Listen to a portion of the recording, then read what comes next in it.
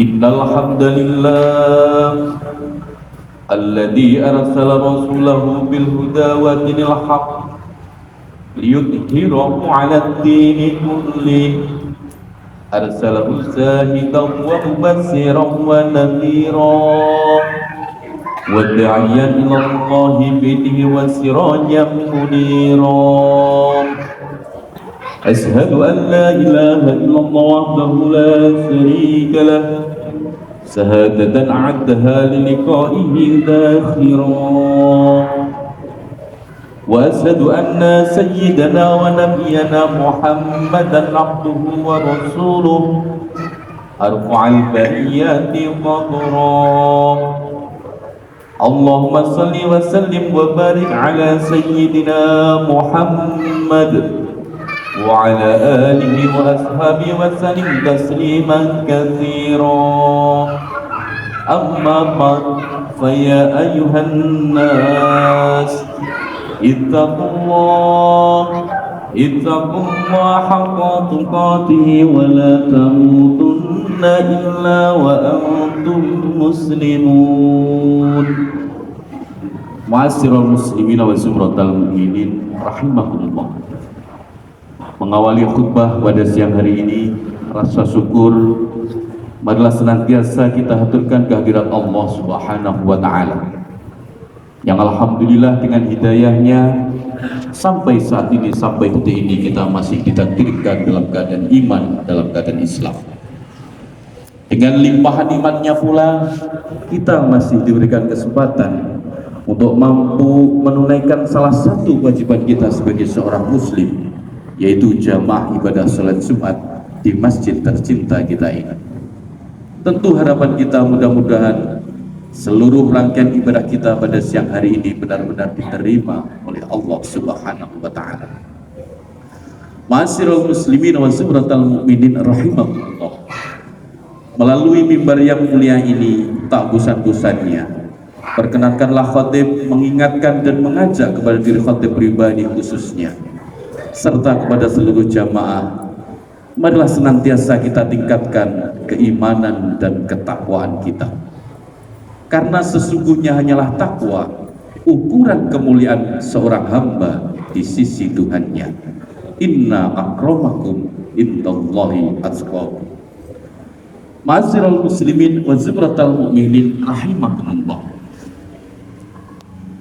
Sahabat Abdullah bin Umar pernah menasihati kepada kita, lau shallaitum hatta takunu kal hanaya wa sumtum hatta takunu kal autar lam yaqbal dzalika minkum illa biwara'in hajizin. Yang kurang lebih artinya, meskipun kalian melaksanakan sholat sampai bungkuk, kemudian berpuasa hingga seperti tali tampar saking kurusnya, semua itu tidaklah diterima oleh Allah kecuali dibarengi dengan sikap wira'i. Dalam asar ini dengan begitu jelas sahabat Abdullah bin Umar menegaskan kepada kita begitu pentingnya sikap wira'i, sampai-sampai betapapun rajinnya kita beribadah, namun jika tidak dibarengi dengan sikap wira'i, tidaklah punya nilai pahala di sisi Allah Subhanahu wa Ta'ala. Wira'i bisa diartikan bersikap dan berlaku hati-hati terhadap hal-hal yang makruh dan hal-hal yang syubhat. Hal yang makruh adalah sesuatu yang ditinggalkan akan mendapatkan pahala, jika dilakukan pun sebenarnya tidak sampai mendapatkan dosa. Namun sederhananya, makruh adalah sesuatu yang lebih baik kita tinggalkan daripada kita lakukan. Sedangkan syubhat adalah sesuatu yang belum jelas halal haramnya, bisa berupa makanan, pakaian, tempat, maupun hal-hal lainnya. Ma'asyiral muslimin rahimakumullah.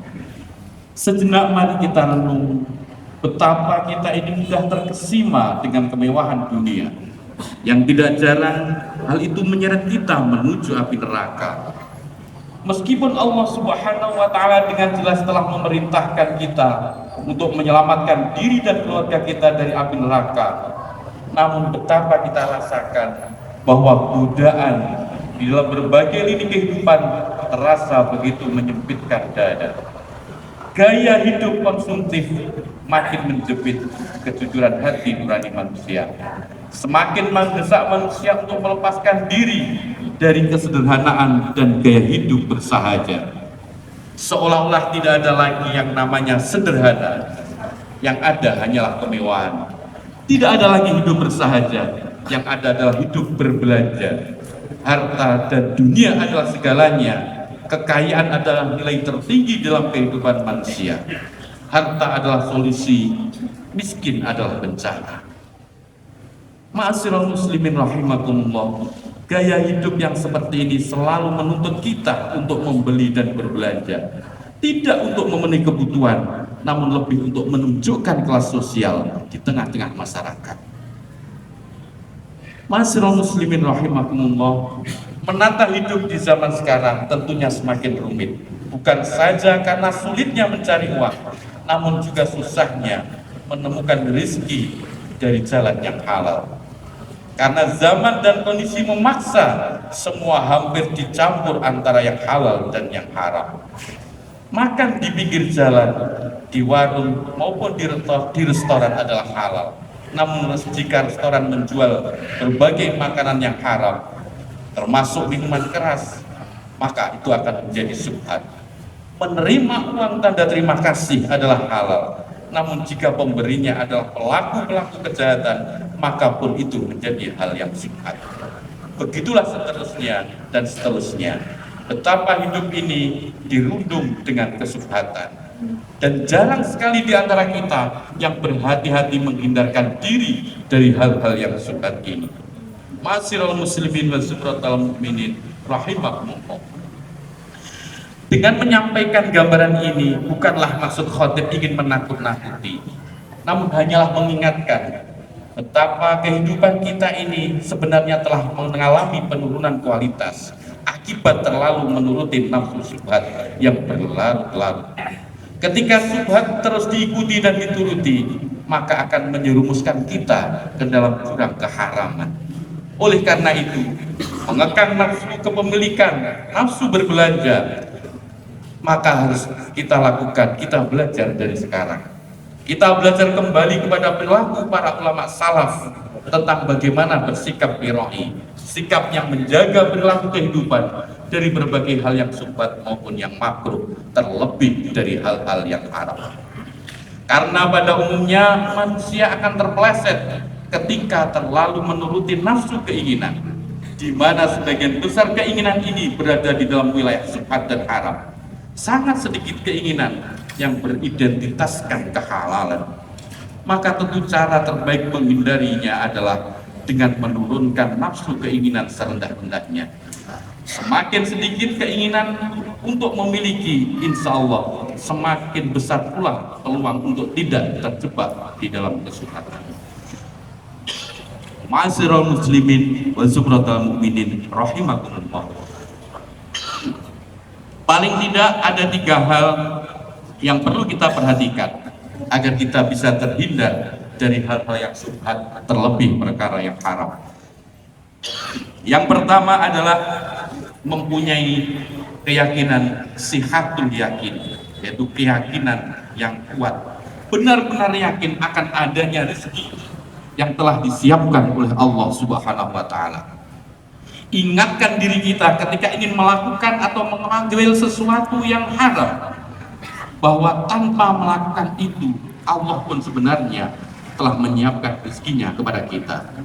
Karena semua makhluk di muka bumi telah Allah siapkan rezekinya masing-masing.